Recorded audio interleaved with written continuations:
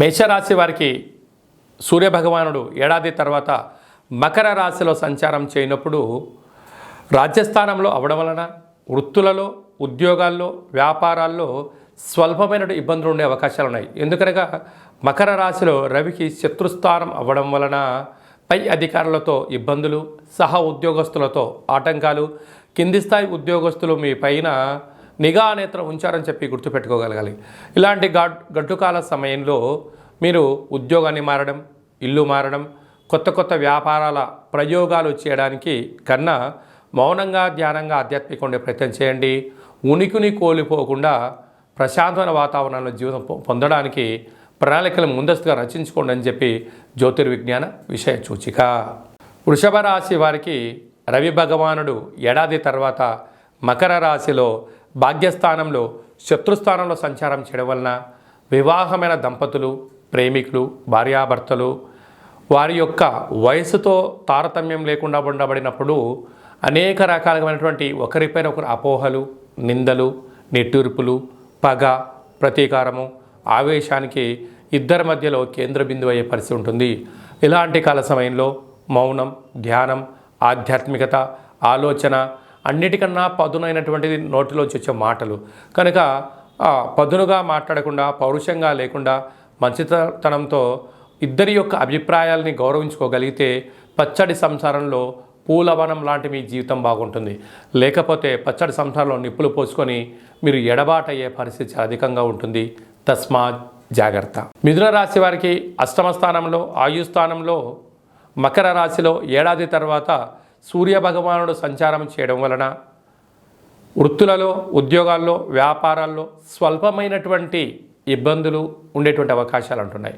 కనుక దూర, వాయు, జల ప్రయాణాలు చేసేటప్పుడు ఆచితూచి నిర్ణయాలు తీసుకోవడం, మీ జన్మ నక్షత్రం రోజున పూర్ణిమ, అమావాస్య తిథులందు ఆవేశంగా లేకుండా ఆధ్యాత్మికమైన తీర్థయాత్ర కార్యక్రమంలో మీరు పాల్గొనగలిగినట్లయితే అనేక రకాల సమస్యలను తొలగించుకునే ప్రయత్నం అవుతుంది.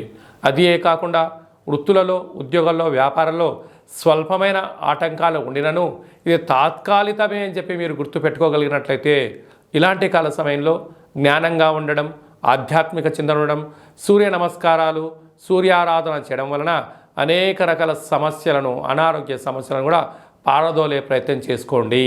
కర్కాటక రాశి వారికి ఏడాది తర్వాత రవి భగవానుడు మకర రాశిలో శత్రుస్థానంలో సంచారం చేయడం వలన ప్రేమికుల మధ్య సయోధ్య కుదరకపోవడం, భార్యాభర్తల మధ్య విభేదాలు ఉండడం, కొత్తమైన పనులు ప్రారంభించాలి అనే కాల సమయంలో ఇటు ప్రభుత్వం నుంచి, ఇటు ఇంట్లో నుంచి, బ్యాంకుల దగ్గర నుంచి సకాలంలో ధనం అందకపోయే పరిస్థితి చాలా అధికంగా ఉంటుంది.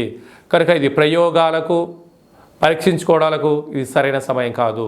ఇలాంటి కాల సమయంలో ఉండబడినటువంటి వాటితోనే కాలం గడపడం ఉత్తమోత్తమం. లేదు, కొంతకాలం ఎలాంటి ప్రయత్నాలు చేయకుండా మౌనంగా ఉన్నట్లయితే కేవలం సమయం మాత్రమే వృధా అవుతుంది. సమయం వృధా అవుతుంది కదా చెప్పి ఆవేశపడ్డారా, ధనం వెళ్తుంది, స్థిర చరాస్తులు వెళ్ళిపోతాయి, రాబోయే కాలం గడ్డు కాలం అవుతుందని చెప్పి గుర్తుపెట్టుకోగలగాలి. సింహరాశి వారికి ఏడాది తర్వాత సూర్యభగవానుడు మకర రాశిలో రుణ, రోగ, శత్రుస్థానంలో సంచారం చేయనప్పుడు మానసికమైన వేదన, ఆందోళన, పై అధికారులతో ఒత్తిడి, సహ ఉద్యోగస్తులతో మాటల యుద్ధము, కింది స్థాయి ఉద్యోగస్తులతో స్వల్పమైన విభేదాలు పొంచి ఉండడం వల్ల, రుణ సమస్యలు, రోగ సమస్యలు, శత్రువు సమస్యలు పొంచి ఉండడం వల్ల, సకాలంలో తిండి లేకపోవడం, నిద్ర లేకపోవడం, నిద్రలేని రాత్రులు గడపడం వల్ల దీర్ఘకాలికమైన వ్యాధులు పొంచి ఉంటున్నాయి.